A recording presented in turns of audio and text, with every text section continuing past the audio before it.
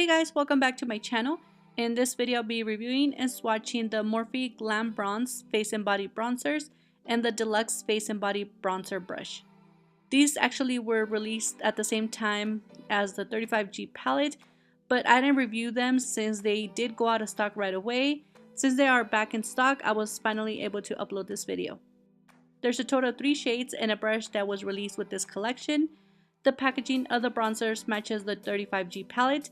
They have a cardboard packaging with the same design and colors as the palette. Each bronzer retails for $19 and they're 20 grams. These are huge pans. They're actually meant to be used for face and body.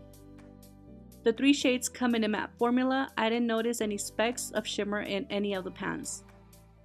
The 3 bronzers are Aucoin, which is described as a sun-kissed glow, ideal for fair skin tones.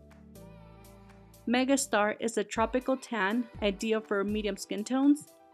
And the third one is Phenom, which is described as the ultimate bronze. It's ideal for deep skin tones.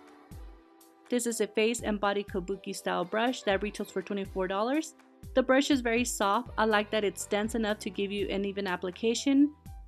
I honestly think it's a bit pricey, but if the price doesn't bother you, it's a great brush. It's very soft and it works great for bronzer application.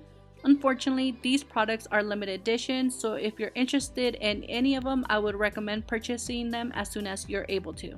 For the formula of the bronzers, they are very soft and pigmented. When using a brush, I noticed very little kick up on the pan.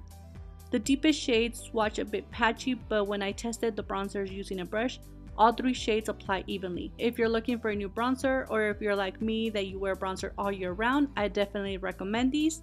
So I really hope this video was helpful. Please don't forget to give me a like and subscribe, and I'll see you guys very soon on my next video. Thank you guys so much for watching.